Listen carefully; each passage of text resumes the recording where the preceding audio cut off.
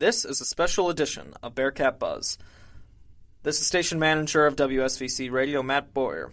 It is with a unfortunate heart I have to announce to all of our listeners that our regular hosts of Bearcat Buzz, Miss Catherine Van Hout and Miss Katie Reese, have left WSVC.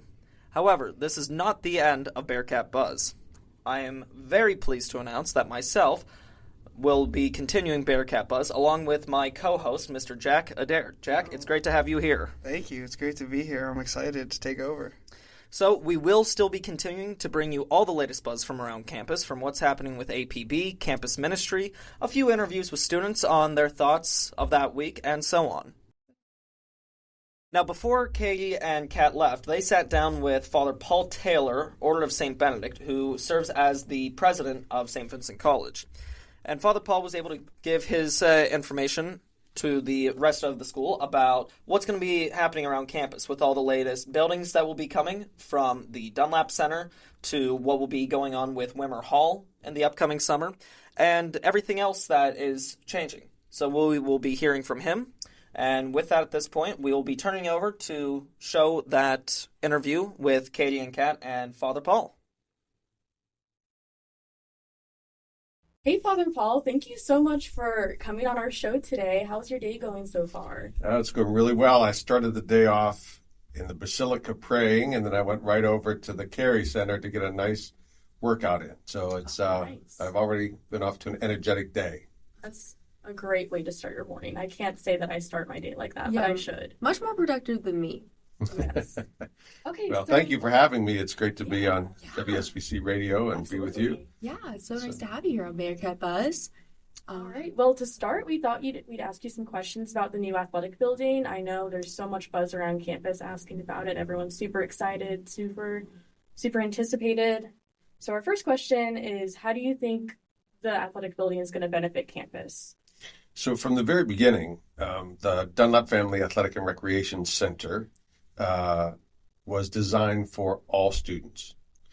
So while varsity athletics and club sports will be able to utilize it for practices, etc., it was deliberately designed so that every student has the opportunity to use this facility. That one of the things that's difficult in Western Pennsylvania is the weather in the wintertime. And in order for our students to be outside and playing on a field, we have to plow the turf field. Every time we plow the turf field, it takes the life off of the turf field, and it could be detrimental to the safety of the field. So building this center provides a place for all of our students to be able to practice, to exercise, to run, to just move their bodies in the wintertime when sometimes it's difficult. So it benefits everybody. And the design is, we anguished over the design of what to include and how to move forward. And the most opportunities for use really come with the track and the turf field and the basketball, tennis courts, volleyball courts, so that it would get lots of use along with these exercise rooms that are in there. So we deliberately designed it so that it would be utilized by the majority of the students. That's awesome. I am not a student athlete, so I love to hear that. Mm-hmm. Yeah, me neither. That's actually why I added that question, because I'm kind of excited to hopefully use it myself. But what are you most excited about the new athletic building? I'm excited for it because of the use I think the students are going to get. Yeah. I'm also excited for it because of the healthy initiatives we're putting in there. We're putting in Kara's Healthy Cafe. This cafe will have some really unique offerings for our students, and Parkhurst has been a great partner with us on that. The cafe is named after a woman who tragically passed in an accident, who owned a healthy cafe in Pittsburgh. And her family has made a contribution to dedicate this cafe space to for St. Vincent, dedicated it to her memory. And that's why the healthy part is going to be important. I'm looking forward to there being smoothies there, healthy smoothies, and opportunities for education around nutrition and healthy bodies. So I'm really excited for that. I'm also excited because this building opens up that side of campus a little bit more. Yeah. Right? So the campus is growing, and we're not building on top of ourselves. I really like that our baseball, softball, turf, and football, other fields, are in the center of campus, and our campus buildings ring those facilities. It makes our campus very green. I did not want to build inwardly. I wanted to build outwardly. And even though it might mean walking a little farther for our students, that's part of being healthy. True. So it's going to be a good way to expand our campus, show our growth, show our success. That's really nice, and I actually didn't realize that the Healthy Cafe was named after someone. That's a very nice way to memorialize her legacy. So I'm very excited about that. I know you kind of touched on this a little bit, but what exactly went into deciding, certainly in the morning, what was a part of the athletic building? Like, why did you choose what you chose to put in there? We looked at all of the different sports and hobbies and recreation that our students engage in, and these different kinds of courts and fields would be optimized. For instance, the turf field that's going to be in there. It's half of a football field plus 2 end zones. So football, of course, will use it, but men's and women's soccer, men's and women's lacrosse, and any sport that runs on grass, like baseball, softball, I'm sure our rugby teams are going to be using it.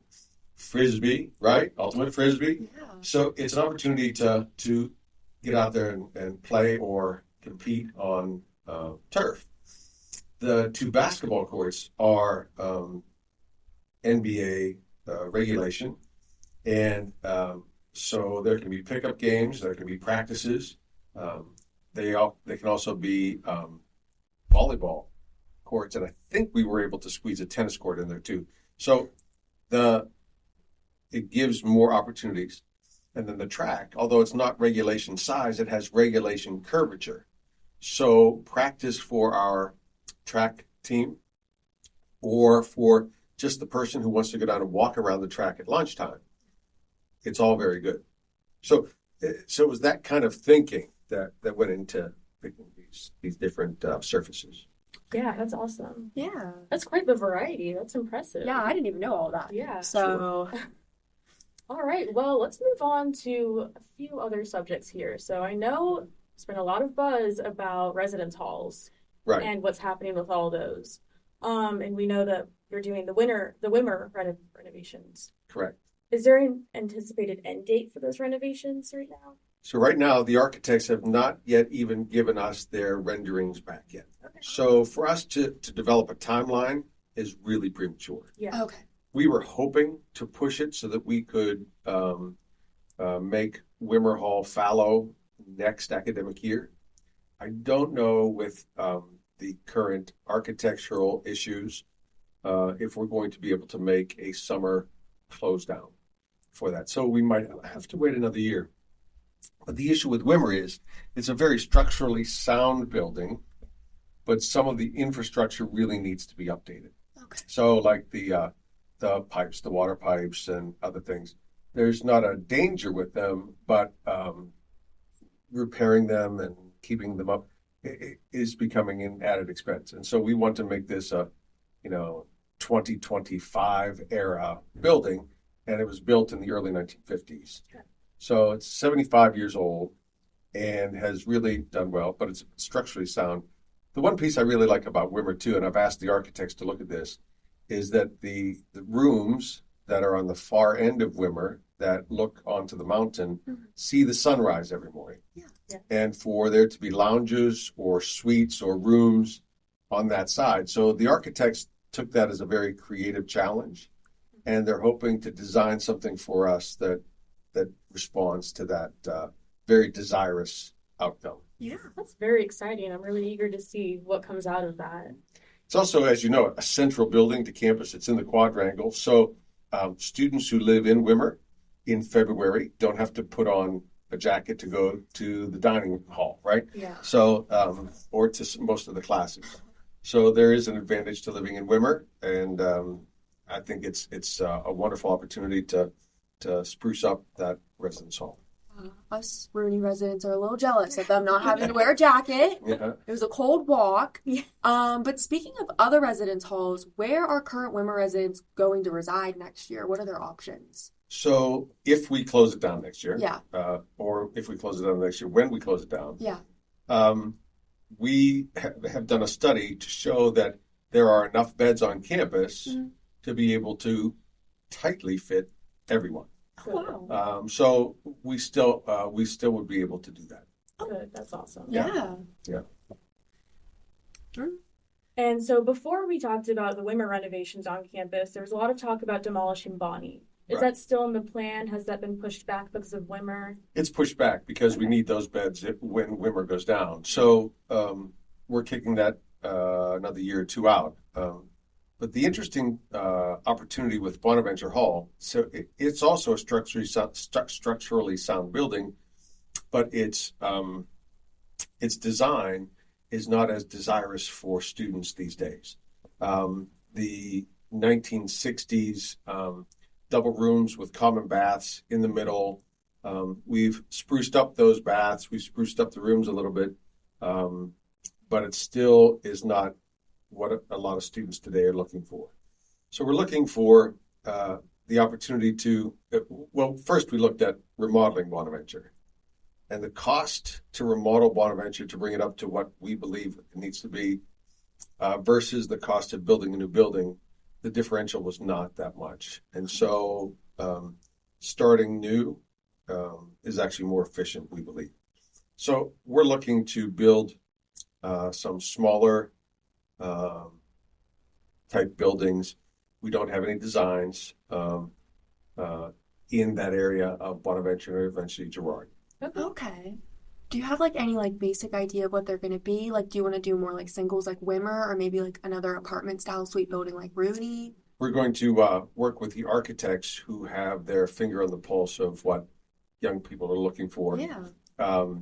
And we'll also work with the students to see what their desires are. But we want to make it attractive, just like Rooney, as you mentioned. Yeah.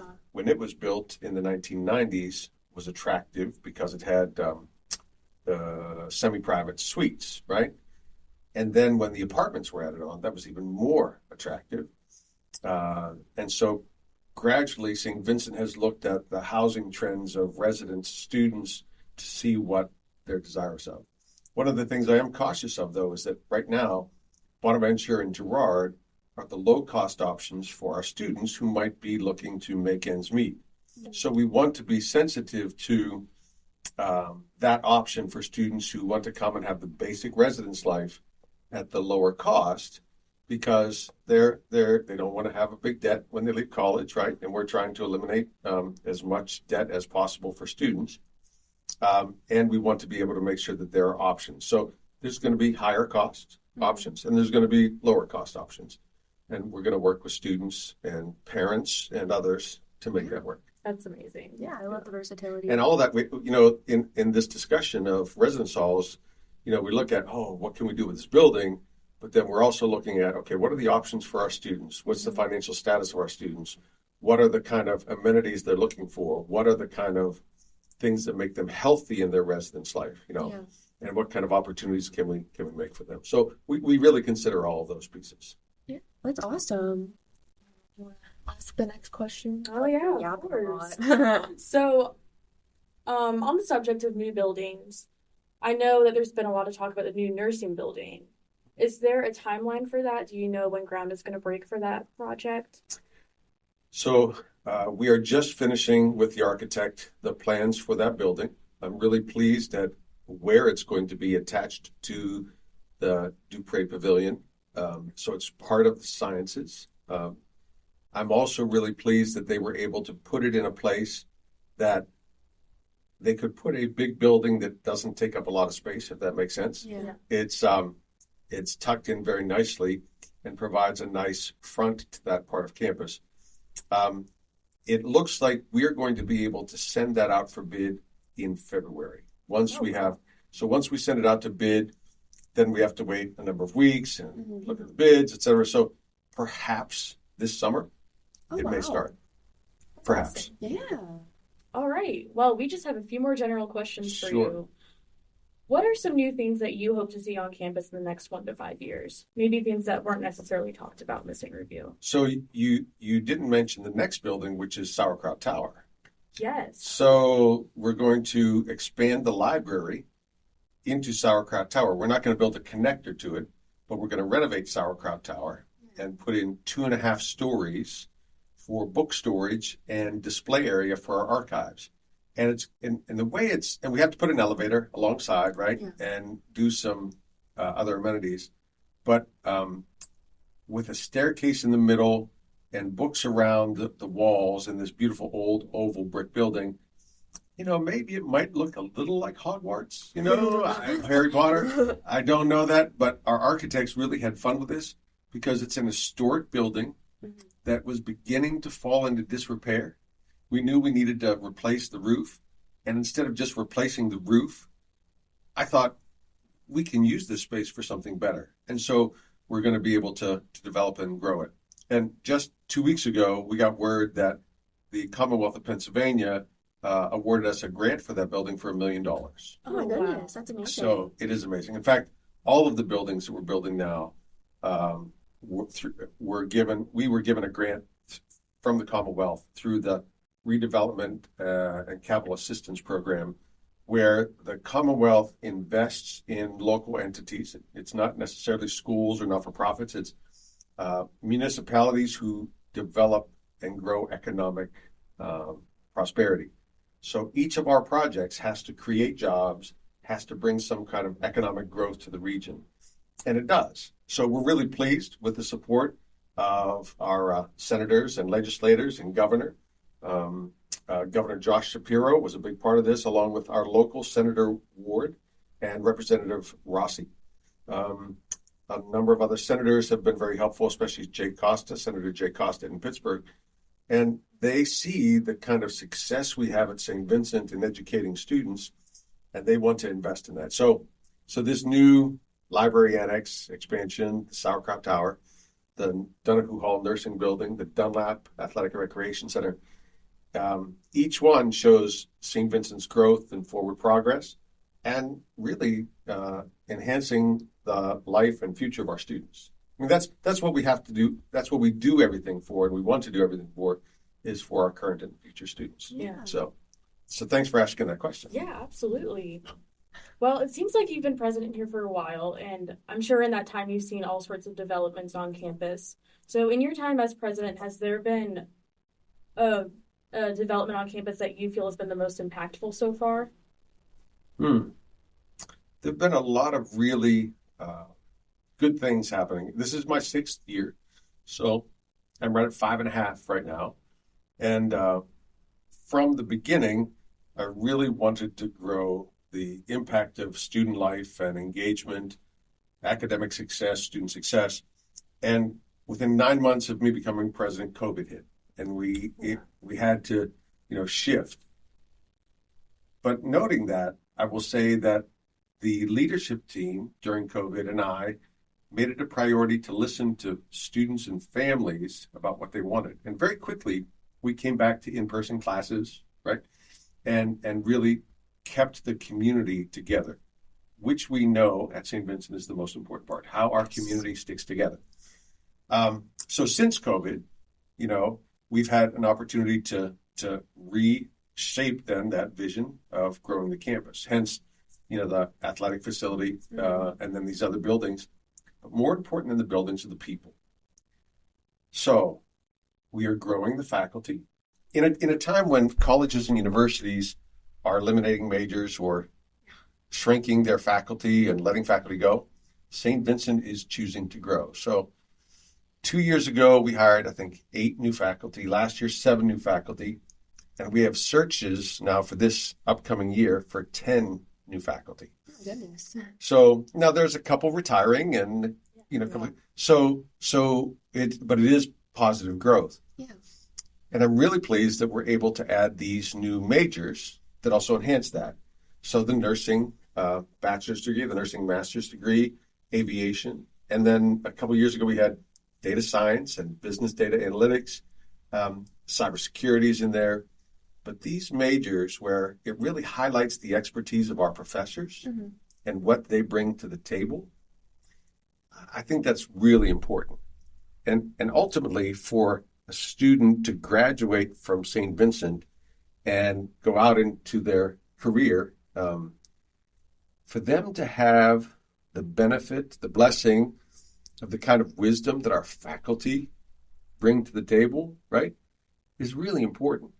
St. Vincent offers the opportunity for learning that really utilizes mentorship and students listening to someone who is an excellent researcher, an excellent practitioner in their field, so that they can have this very, very good perspective and understanding as they go into the field themselves.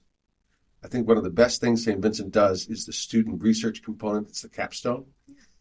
We're in their second semester, junior year through their senior year. They have a research project. And this research agenda is often parallel to their faculty mentor. So the faculty might be researching something and the student gets excited by that topic and develops his or her own research agenda based on that. And then this propels them into grad school or their first job with something that really doesn't happen a lot at the undergraduate level. Yeah, I really liked your insight on that, actually, especially with the professors. Most of the people I'm friends with go to big schools, and a really big difference I see here is that the professors are very passionate. I really do see that mentorship type relationship that students have with them. So seeing stuff like students getting excited about research in real time, because I'm a science major, so that's a lot of what I see, it's just so exciting and compelling. So it's a very unique experience we have here at St. Vincent. So thank you for that. And one of my favorite projects on campus was building the James F. Will Hall, which is the Engineering Biomedical Sciences Hall. Yeah. And the Human Anatomy Lab is in there. And crafting that with the help of the donor who has a company that provides replacement parts, new ankles, new knees, new shoulders. Right? I've seen those. And he made a contribution, and he wanted that lab to be just like an operating room. So if you've been in that lab, you know that there are real operating tables, real lights, real cameras that are all about operating. And then we have the cadaver research. Real body parts. Real body parts. And now we have a digital cadaver through the Anatomy Lab. Yeah. But crafting that and knowing that we provide something that most undergraduate schools don't provide to their undergraduate students, that students have to wait till med school to actually do these kind of things. Yeah. And then we have these local surgeons, experts in their field, orthopedic surgeons, eye surgeons, cardiothoracic surgeons, come in and teach our students, and the students actually have the scalpels in their hand. It's really exciting. Yeah. I brag about that exact thing all the time. I literally was just in the cadaver lab last week for my anatomy lab, and I was like, I got to see a knee. This is so cool. So one of the things that I like to tell the story is that one of my good friends, who's also my back surgeon, so I had surgery 15 plus years ago on my back. He will come up once a year and he'll do the same operation on a cadaver that he did on me. Now, he's not allowed to say that he did that on me because of HIPAA. That's fair. Right? He's not allowed to say that. So I go up and I tell the students, hey, this is what he did to me. I'm allowed to say it, right? He's not allowed to say it. But then he takes out a chisel and starts hammering, and it's kind of cringing. But to be able to be the recipient of such a gift of surgery that really worked for me, and I'm pain-free now, 15 years later. That's amazing. And to have this surgeon, who is a really talented surgeon, come up and be able to donate his time to do this, and then for him to be able to show that to our students, it's such a great gift. So we have so many opportunities at St. Vincent, and a lot of them, if not all of them, come through relationships. It's students' relationship to professors, our relationship to donors, our relationship to high school teachers. All of us are working together in a relationship that helps our students, and it's great. Yeah, Yeah, I agree. That's such a blessing. I don't know if there's anything else you want to talk about. I know Founders Day is this week, if you wanted to touch on that at all, but I know you're busy, so. So I appreciate that, but I would like to talk about Founders Day. It's one of our biggest holidays at St. Vincent. It's our on-campus Thanksgiving in a lot of ways, right? So I'm looking forward to the big dinner with turkey and all the fixings. When in talking with food service, and it was this we found out too during COVID, comfort food is the go-to for our students, and so the turkey and gravy dinner is one of the favorites. So everybody's looking forward to Founders Day dinner.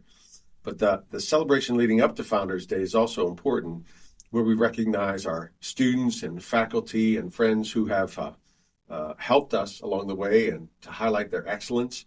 The awards we're giving. There are two people that we're going to honor with honorary doctorate degrees. Oh. One is Sister Nicole Kunze. She's the prioress at Annunciation Monastery in North Dakota. Ooh. And she's the superior of a community that sponsors University of Mary, another Benedictine college, right? And they do great work out there. And we're going to honor her for her leadership there. And she's going to come and give this address.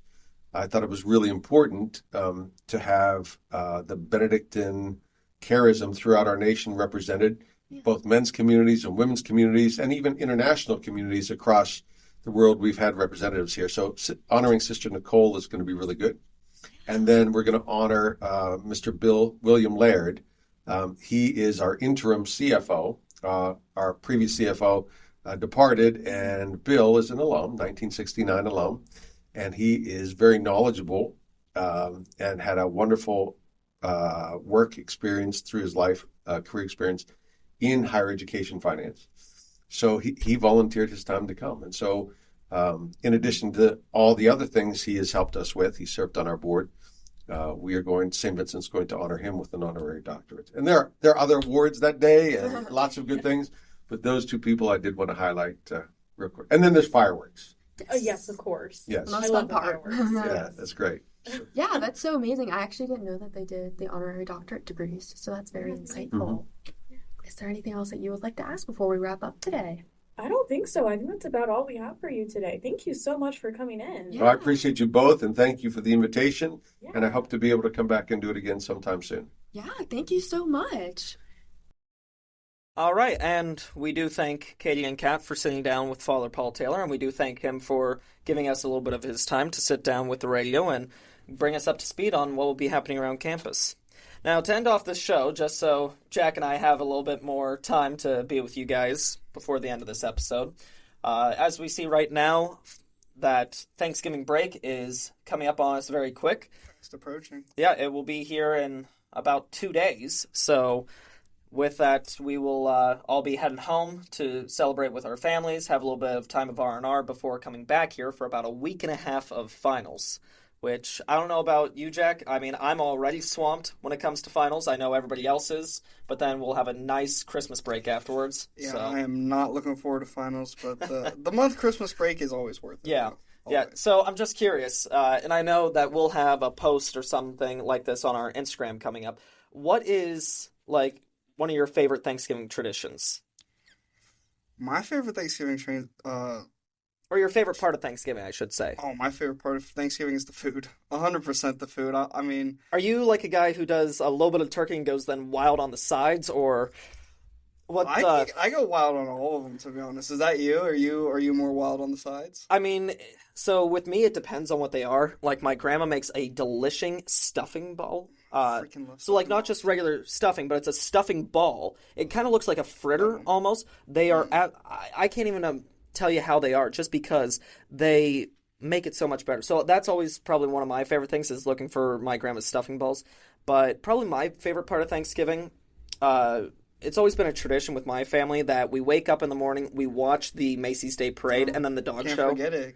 I mean, I remember being a little kid and always seeing that. That was always my favorite thing, seeing Santa Claus arrive at Macy's department store. And I know I'm going to get crap from this, because everybody here, I know that we just had Light Up Night with Founders Day, and we're seeing all the decorations come out. I'm a person who's opposed to anything Christmas until Santa Claus arrives at Macy's department store on 34th Street. That opens up the Christmas season for me.